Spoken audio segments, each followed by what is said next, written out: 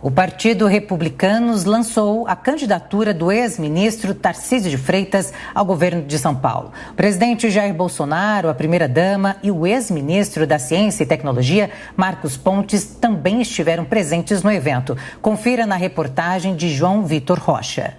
O Republicanos lançou oficialmente a candidatura de Tarcísio Gomes de Freitas em sua convenção estadual neste sábado, na disputa ao governo aqui de São Paulo. O evento contou com diversas figuras. O presidente Jair Bolsonaro esteve aqui, a primeira-dama Michele Bolsonaro também esteve presente.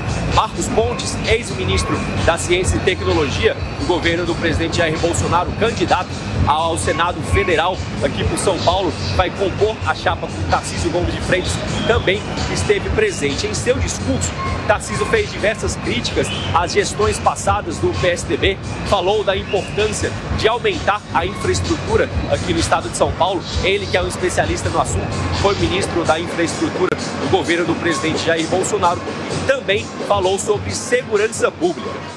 É um dia que marca o fim de um ciclo, o ciclo de um partido que está há 28 anos no poder. Um partido que criou raízes profundas, e essas raízes hoje impedem o Estado de andar. Um partido que, no final das contas, perdeu a sensibilidade, deixou de olhar para as pessoas, não compreende mais o que o cidadão precisa.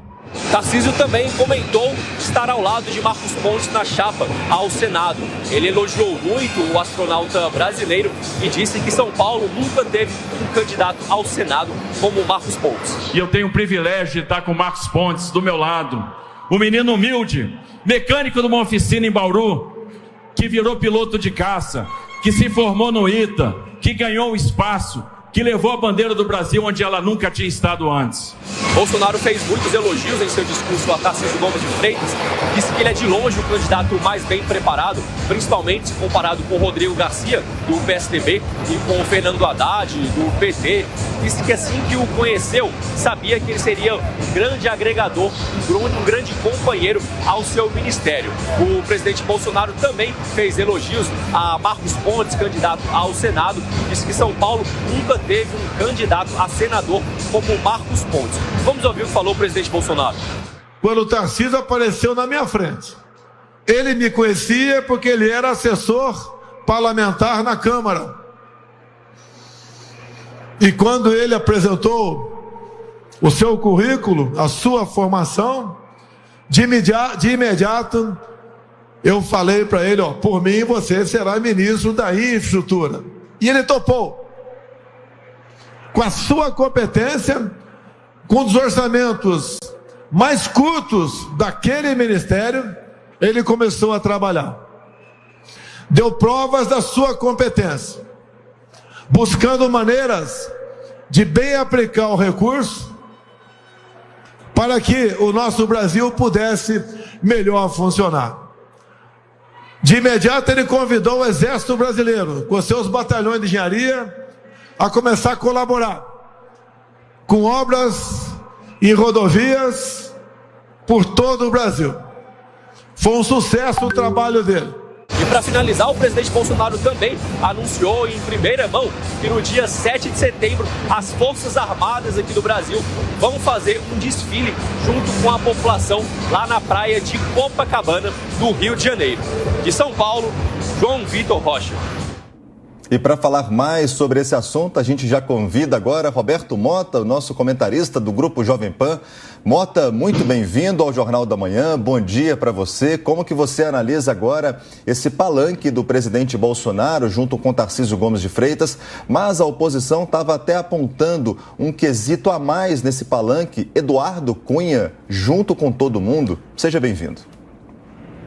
Bom dia, Maicon. Bom dia, Elisângela. Um prazer estar aqui. Bom dia, nossa audiência. É muito interessante esse evento, Maicon, porque apresenta novidades verdadeiras, né? Quando a gente olha para a política de São Paulo, como o próprio Tarcísio disse, é uma política na qual faltava novidade, uma dominação de 28 anos, um ciclo que, segundo o próprio Tarcísio, chega ao fim. e sem muita novidade, as mesmas caras se repetindo, e o Tarcísio é uma novidade, porque ele traz um currículo sólido, ele traz um desempenho que foi alvo de elogios quase unânimes, né? Ele reconhecido como técnico, uma pessoa séria, e muito interessante porque, apesar de ser um técnico, o Tarcísio é extremamente bem articulado, ele se comunica muito bem. Eu já tive a oportunidade de assistir várias apresentações do Tarcísio e ele é capaz de falar durante horas, citando fatos, números, estatísticas. Ele deixa todo mundo muito impressionado. A presença do Marcos Pontes na chapa, né, disputando o Senado, também é uma novidade. Marcos é uma pessoa sem tradição política, né, exceto por ter passado pelo Ministério da Ciência e Tecnologia, onde ele também colheu muitos elogios. Então aí você tem duas pessoas com currículo sólido, de competência técnica reconhecida, e isso representa uma novidade muito bem-vinda para os eleitores e para a política de São Paulo. E durante o discurso dele, Mota, ele fez elogios a Bolsonaro, mas também criticou, né? Falando que é o fim de um ciclo do PSDB, que estaria, então, durante todo esse tempo, mais de 20 anos, e que o Estado estagnou, parou de evoluir por conta do partido. Exato. O Tarcísio, todas as vezes que eu o assisti falar, ele sempre se apresenta de uma forma muito equilibrada, Elisângela. Ele não é uma pessoa que está cego por um projeto político e dá a impressão de que tem consciência da responsabilidade do papel que ele está desempenhando, né? Não, ele difere daquela imagem do político tradicional que está ali dizendo qualquer coisa para agradar e o único objetivo é chegar ao poder. Não, o Tarcísio, ele fala de uma forma bastante equilibrada e eu acho que é uma afirmação bastante ousada, mas sincera dele, né? Ele realmente enxerga o fim desse ciclo de 28 anos do PSDB no poder. Isso é uma coisa importante para São Paulo, porque vai oxigenar a política do Estado, que do ponto de vista econômico é o mais importante do Brasil. Roberto Mota, bicentenário da independência do Brasil. O presidente Jair Bolsonaro, mais uma vez, convocando seus aliados políticos, os seus apoiadores e a oposição chiando muito, dizendo que ele está fazendo um palanque político em cima de um feriado nacional, onde se deveria comemorar a ordem cívica aqui do Brasil. Como que você avalia tudo isso? Michael, aconteceu uma convergência natural que eu sou testemunha de como ela aconteceu naturalmente. A partir de 2014, as ruas foram sendo ocupadas por um grupo diferente daquele que as ocupava até então, né? Eu me lembro que até 2013, 2014, as ruas geralmente eram palcos de protestos violentos.